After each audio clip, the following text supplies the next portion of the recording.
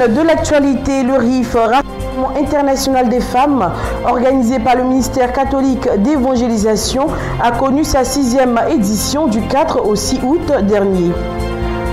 Au Rwanda, réélection du président Paul Kagame. En Centrafrique, renforcement du dispositif sécuritaire. Bienvenue à tous et merci de nous rejoindre sur la chaîne panafricaine. Débutons ce journal avec l'actualité locale.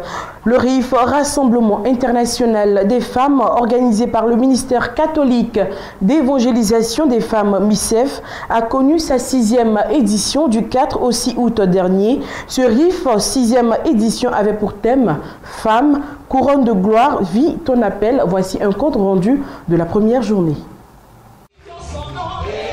Le Rassemblement international des femmes RIF 2017 6e édition, organisé par le ministère catholique d'évangélisation des femmes MICEF, s'est ouvert le vendredi 4 août 2017 sur l'esplanade de la cathédrale Saint-Paul d'Abidjan Plateau. Le peuple de Dieu, en majorité des femmes mais aussi des hommes, a fait nombreux le déplacement pour ce rendez-vous avec la puissance de Dieu.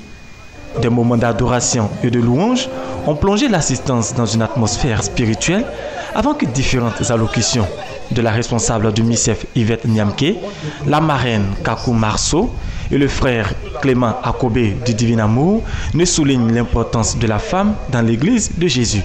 L'enseignement inaugural a été donné par la bergère Yvette Niamke. La servante de Dieu a traité le thème central du RIF 2017 intitulé « Femme, couronne de gloire, vis ton appel ». Vous savez Jérusalem, c'est le centre, c'est le cœur.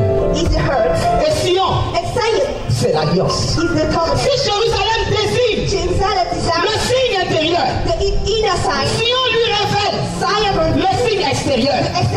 Le Seigneur présente ici la dimension de son amour. C'est l'amour qui vient, c'est l'amour qui vient de l'intérieur et qui s'extériorise. Ce n'est pas l'amour d'un homme. Où il te dit simplement je t'aime, je t'ai aimé, je t'aimerai, je t'aurai aimé. Et puis tu ne vois rien. La première responsable du MICEF veut ainsi emmener la femme à toujours tirer profit de l'amour de Dieu. Nous savons que le plan de Dieu pour soumettre la création, c'est quoi? C'est fécondité, multiplication, élargissement et ensuite domination. Mais pour qu'on en arrive là, il faut la fécondité. La fécondité parle de la femme. Dieu a mis donc quelque chose en elle pour démarrer même cette œuvre-là. Donc il faut que les femmes comprennent qu'elles ont besoin de découvrir qui elles sont réellement. Et nous nous disons que nous sommes une couronne de gloire. Ce RIF 2017 sera marqué par de nombreux enseignements pour le réveil spirituel de la femme et du peuple de Dieu. Son apothéose connaîtra un grand moment d'intercession en faveur de la Côte d'Ivoire. Au Gabon, les églises du corps du Christ et Kakenza Ministries ont organisé une conférence sur l'école du Saint-Esprit au gymnase d'Ouloumi à Libreville. Cette conférence avait pour thème « Sous la double portion d'Élie à Élysée » et pour orateur principal le bishop Albert Kakenza suivant. Le gymnase de Lomé à Libreville au Gabon était full comme un œuf dû à ces 3 jours d'enseignement sur l'école du Saint-Esprit organisée par Kakenza Ministry et les églises du corps de Christ du Gabon avec pour thème transfert d'onction. Ce dernier jour a été fort en émotion. Après quelques temps dans l'adoration,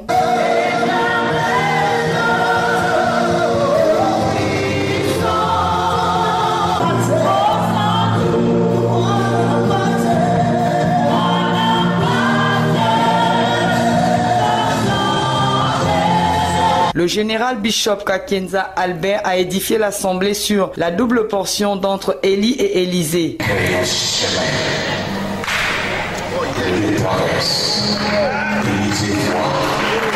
C'est que tu vois les autres faire, ça t'arrivera aussi.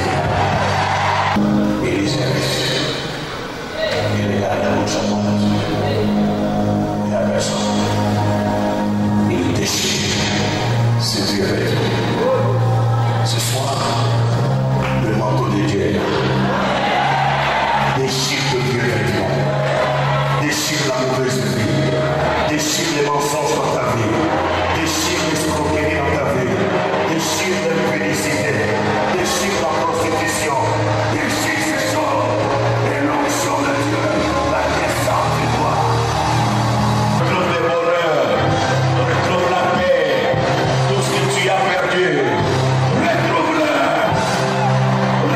C'est une cascade d'onction qui s'est fait remarquer dans la salle, exercée par le général Bishop sous la conduite de son Excellence le Saint-Esprit. Les moments ont été merveilleux et nous pouvons l'écouter dans ses différents avis après ces moments au micro de Béni TV. Pour connu notre dimension de la personne du Saint-Esprit, c'était vraiment merveilleux. Tout ce qu'on peut dire, c'est de bénir Dieu par rapport à cet événement. Je vous assure que cette fois-ci, le Seigneur nous a surpris. Parce que depuis, on ne s'imaginait pas que la gloire de Dieu devait être si forte comme ça. Mais comme Dieu est le Dieu des surprises agréables, et vraiment, il nous a surpris émerveillement. Nous rendons grâce à Dieu pour ce programme, parce que ça a été un moment de rafraîchissement.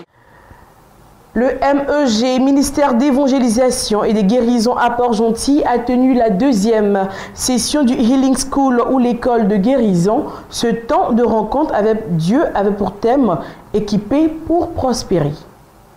Le ministère d'évangélisation et de guérison en abrégé MEG, situé dans le 4e arrondissement à Port-Gentil au Gabon, avec pour leader le révérend Eni Donatien, a tenu une fois de plus sa session de Healing School, école de guérison d'août 2017. Ils étaient encore plus nombreux, enfants, jeunes, adultes, qui sont venus recevoir leur guérison, délivrance et restauration. Conduit par le Saint-Esprit, le révérend Eni s'est prêté à l'exercice du ministère.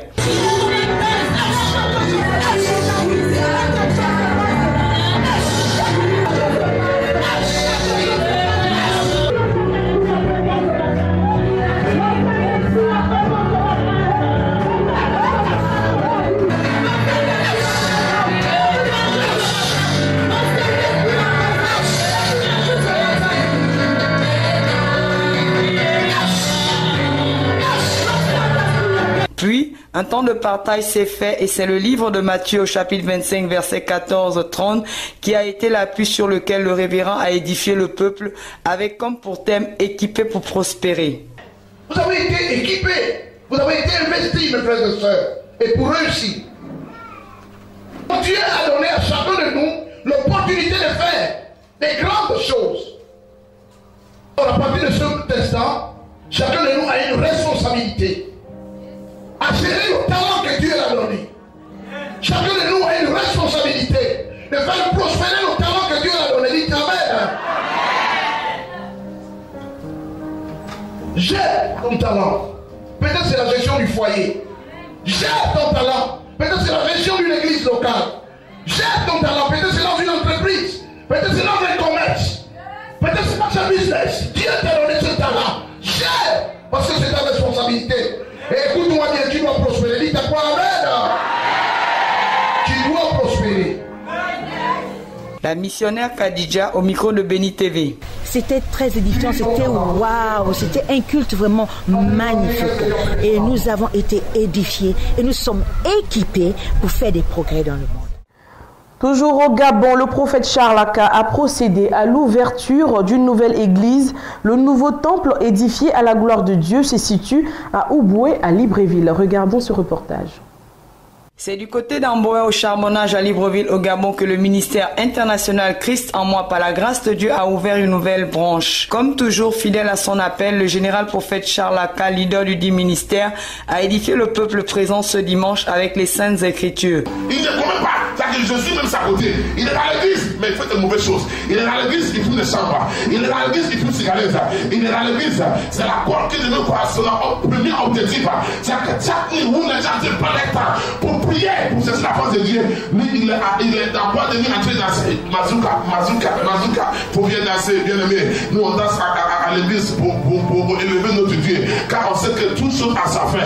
Mais la vie et le monde passeront. Le monde et la terre passeront. Mais la Bible dit que la parole de Dieu ne passera jamais. Car la parole était au commencement. Et au commencement aussi, il était aussi quoi? Avec Dieu et il était aussi quoi? Dieu.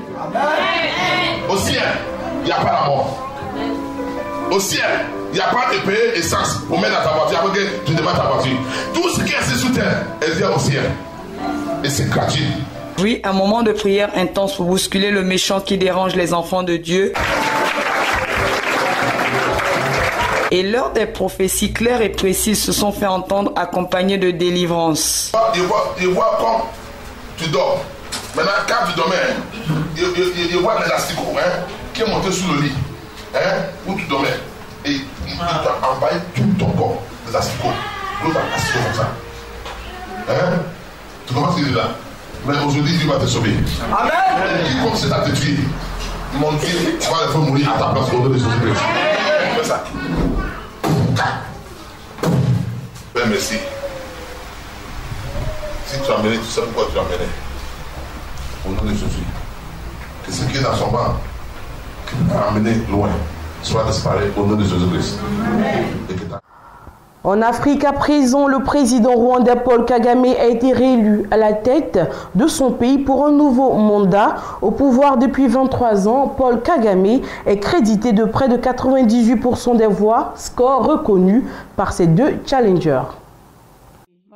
La Commission électorale nationale a annoncé les résultats provisoires de la présidentielle ce 5 août 2017. Le candidat Paul Kagame est désormais élu avec 98,63% à la tête du pays pour un nouveau septennat. L'indépendant Philippe Maïmana obtient 0,73% et l'opposant Franck Habineza récolte 0,47%. Le taux de participation s'élève à 96,40% selon la Commission électorale nationale. Ce scrutin a été une réussite pour notre pays. Les différents observateurs ont même fait une bonne appréciation de l'organisation et du déroulement du vote. Ils ont mis en avant la sécurité et la participation massive de la population. Les deux challengers du président Kagame à cette élection ont déjà reconnu leur défaite. L'indépendant Maïma l'a fait dans la nuit du 4 au 5 août. Le candidat du seul parti d'opposition, Franck Habineza, a pour sa part félicité le président élu dans l'après-midi de ce 5 août 2017. Il compte toujours animer la vie politique au Rwanda.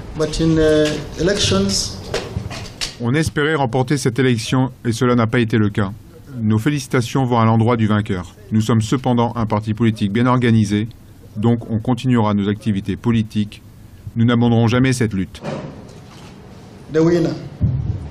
Les résultats définitifs du scrutin seront connus avant la mi-août selon la commission électorale. Le président Kagame devrait prêter serment dans les 60 jours qui suivent l'élection. On note un regain de violence en République centrafricaine depuis quelques mois. Pour faire face à cette situation alarmante, les autorités ont décidé de renforcer le dispositif sécuritaire. La République centrafricaine toujours en proie à des violences intercommunautaires. L'une des principales raisons pour lesquelles le dispositif sécuritaire de la MINUSCA a été renforcé, notamment à l'intérieur du pays. Dans plusieurs localités du territoire, le défi demeure la protection des populations civiles. Le renforcement de ce dispositif sécuritaire intervient au moment où plusieurs villes sont sous tension et la situation encore volatile malgré un calme précaire dans certaines régions. Nous avons discuté avec les autorités centrafricaines, la société civile et l'épineuse question de la situation sécuritaire qui est inquiétante dans le sud-est du pays. Nous ferons en sorte que le déploiement des unités se fasse le plus rapidement possible d'ici fin août avec l'arrivée des premiers bataillons Zambien et Tanzania. Et donc l'aspect sécuritaire n'est pas uniquement la force, c'est aussi le redéploiement des forces armées centrafricaines afin de faire leurs preuves positivement. La mission des Nations Unies, la MINUSCA, bien souvent critiquée pour son manque de réactivité face aux groupes armés qui occupent 14 des 16 provinces du pays, va tenter de ramener le calme et la paix. Depuis plusieurs mois, la République centrafricaine connaît un regain de violence, en particulier dans le centre et la partie est du territoire. Mais au-delà des forces onusiennes, c'est toutes les composantes de la société qui sont sollicitées pour contribuer à l'effort de paix, en particulier les autorités religieuses. La situation dans le pays, c'est un calme précaire au niveau de Bangui. Mais quand vous sortez de Bangui pour aller dans certaines provinces, pour vous donner une idée, nous avons 16 préfectures. 12 préfectures sont occupées par des forces non conventionnelles, pour ne pas dire des rebelles. Tout est arrêté à cause de ces forces non conventionnelles qui oppressent. Tout le monde doit concourir à se compléter pour qu'on apporte des solutions à cette situation-là. La solution militaire seule ne suffira pas. Il faut que tous acceptent aussi de déposer les armes afin que les Sud-Africains puissent se vaquer librement à leurs occupations. À ce jour, la MINUSCA compte environ 12 500 soldats et policiers en Centrafrique, mais la mission à eux assignée semble très difficile. Certains pointent également du doigt la faiblesse politique des nouvelles autorités. Sans doute, ces violences compromettent le processus de désarmement lancé par le président Faustin Archange Touadéra élu début 2016. La croissance démographique peut-elle devenir un frein à la croissance économique africaine? Les parlementaires de la CEDEAO en sont convaincus et ils militent désormais pour la limitation à 3 du nombre d'enfants par femme. D'ici à 2030, la CEDEAO, Communauté économique des États d'Afrique de l'Ouest, prévoit de limiter à 3 le nombre d'enfants par femme. Objectif, faire baisser de moitié le taux de fécondité du continent qui s'avère être le plus élevé au monde avec 5 à 6 enfants par femme. La baisse de la démocratie pourrait être un manque à gagner pour l'Afrique. L'Afrique a une démographie qui croît à un rythme intéressant parce qu'avec une forte population, on pourra stimuler mieux la demande intérieure du continent africain pour relancer la croissance. Les parlementaires, à travers cette mesure, veulent aussi créer de la valeur ajoutée au sein de la CEDEAO en réduisant le chômage des jeunes et en instaurant des formations selon la demande du marché de l'emploi. Cela va poser des défis auxquels on doit s'attendre, les défis du chômage des jeunes. Le nombre de jeunes à l'horizon 2030 serait de plus de 70%, c'est-à-dire près de 500 000 jeunes sur le marché de l'emploi. Mais est-ce qu'il y a des mesures pour contrecarrer cela? Et moi, je trouve que ce n'est pas intéressant de focaliser les politiques sur la réduction du taux de natalité, mais plutôt de focaliser les décisions sur les investissements durables qui vont générer de l'emploi. Les parlementaires de la CEDEAO, de la Mauritanie et du Tchad ont convenu que d'ici 2030, ils vont mettre en place des politiques pour inciter les gouvernements à atteindre l'objectif 3 enfants par femme. Cette maîtrise du boom démographique va permettre au continent qui est dans un élan de développement économique de créer une adéquation entre sa population, sa richesse et ses objectifs de croissance. Épicentre des violences post-électorales de 2007 à 2008, la vallée du Rift ont attendu avec une certaine angoisse les élections générales du 8 août au Kenya. Les victimes de 2007, elles, n'ont pas encore été relogées. Penina a perdu son mari il y a 10 ans lors des violences qui ont suivi la présidentielle kenyane.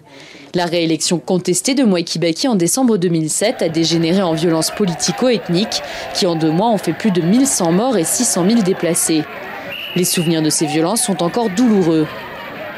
J'ai vu des horreurs. Mon mari a été attaqué avec une machette. J'étais assise à côté de lui dans la voiture. Il conduisait. Une amie avait son enfant sur ses genoux à côté de moi. L'enfant a été touché par une flèche dans la tête. C'était d'une violence. Les gens se faisaient battre. On nous a sortis de la voiture. On a été touchés par des pierres. J'ai eu le crâne fêlé à cause d'une pierre. Cette mère de 10 enfants a miraculeusement survécu, mais les ennuis ne faisaient que commencer. Elle a reçu en tout et pour tout 280 € qu'elle a tout de suite dépensés pour les frais scolaires. Depuis 4 ans, elle squatte dans un logement de fortune. Atteinte aujourd'hui d'une pneumonie, elle désespère de voir un jour le bout du tunnel. En 2008, le gouvernement kényan a mis en place un programme de dédommagement et de relogement, mais près de 10 ans plus tard, nombre de victimes attendent encore. Penina et une dizaine d'autres familles vivent dans un campement illégal.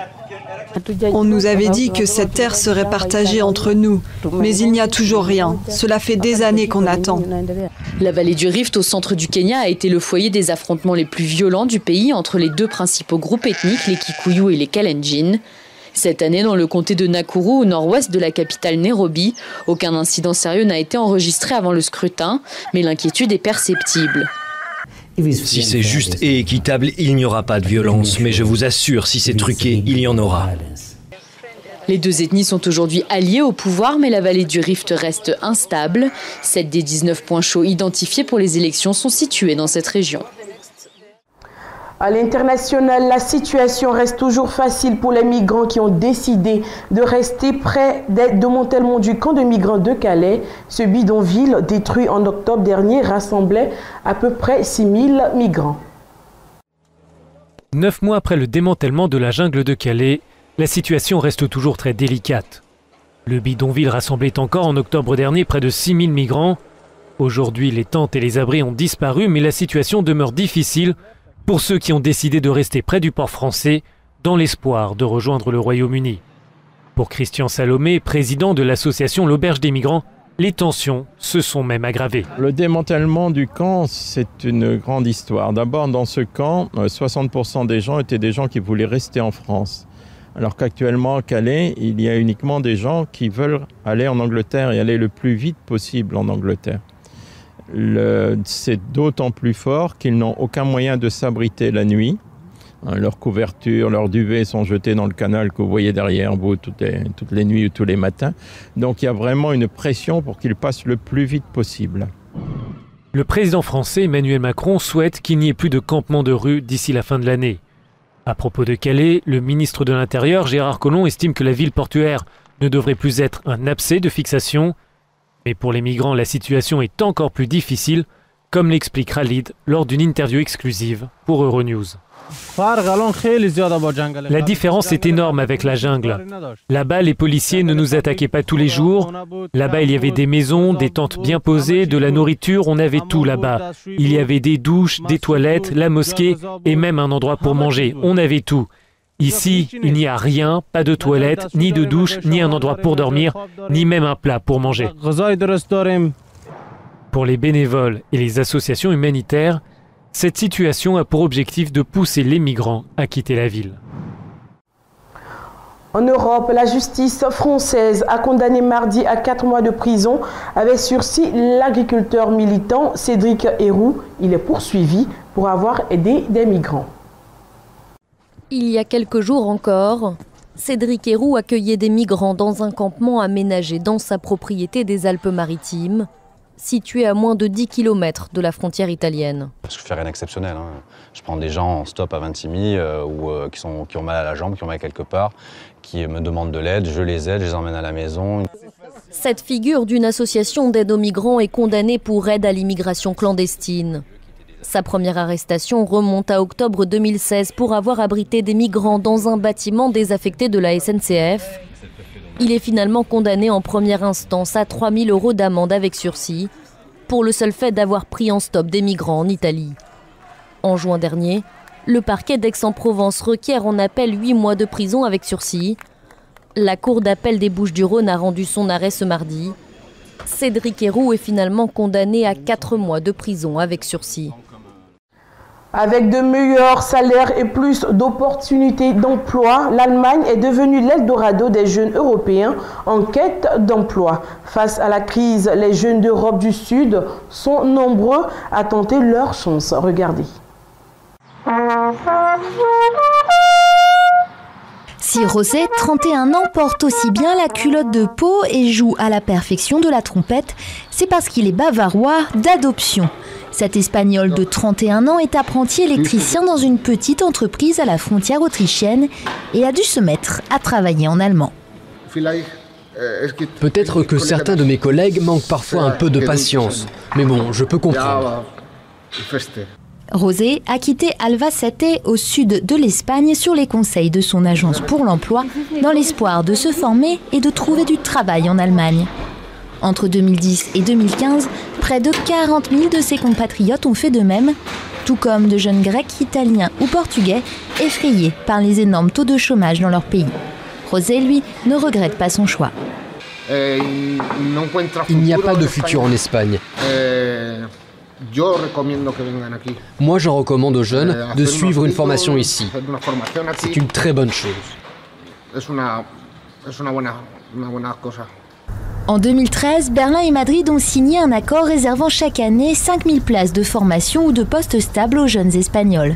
À 26 ans, Alberto, originaire de Valence, en a pleinement profité. Diplôme d'informatique en poche et après une année Erasmus à Prague, il est venu s'installer à Berlin. Il travaille désormais dans une start-up. Je savais qu'à Berlin, il y avait plein d'opportunités, que ce soit dans les technologies de l'information ou dans d'autres domaines. Et en plus, ce sont des jobs où on peut parler anglais. Alberto et José souhaitent rester encore quelques années en Allemagne. Mais avec une croissance espagnole qui dépasse les 3% depuis 2 ans, de plus en plus d'expatriés décident de rentrer chez eux. Nous terminons ce journal toujours aux États-Unis. Chaque année, des milliers de visiteurs venus des 4 coins des États-Unis se rendent sur l'île de Chincoteague pour voir nager des célèbres poneys sauvages. La grande traversée des poneys est une véritable attraction. Dans l'est des États-Unis, sur l'île d'Assateague, plusieurs centaines de poneys vivent à l'état semi-sauvage. Chaque année, ils sont rassemblés puis guidés à la nage jusqu'à l'île voisine de Chincoteague. Une tradition centenaire qui attire les foules venues de tout le pays. C'est fantastique de les voir courir à travers les marécages et dans la rivière. Il n'y a rien de comparable dans le monde. C'est assez cool. On lit des choses dessus, on voit les photos et tout, mais rien ne vaut être ici en vrai. Sur près d'1 kilomètre, les poneys, conduits par des cow-boys, traversent le bras de mer entre les deux îles à marée basse. Après une nage de 20 minutes, les chevaux ont besoin de se reposer pendant 1 heure sur la terre ferme. Ils paradent ensuite à travers la ville pour arriver au carnaval, où les poulencs sont vendus aux enchères. Les ventes servent à financer les pompiers de l'île. On ne pourrait pas protéger nos concitoyens sans le carnaval et les ventes aux enchères de poneys. Il n'y a pas d'impôt qui bénéficie aux pompiers. Comme ça, on a financé un camion d'1 demi-million de dollars et 200 000 $ d'ambulance. Ça nous permet de ne garder que les 150 poneys autorisés sur Assateague. Et les participants n'hésitent pas à mettre la main au portefeuille pour acquérir un de ces étalons emblématiques de Chincoteague. Cette année, le prix de vente moyen était de 3 300 $, faisant monter le total des gains à 210 000 $. Certains de ces poneys, une fois achetés, sont renvoyés dans leur habitat naturel sur l'île d'Assateague. Ils assurent la reproduction de la horde pour que la tradition des poneys sauvages perdure. C'est ici que nous refermons ce journal. Merci de l'avoir suivi. Excellente suite de programmes sur The Blessing Channel.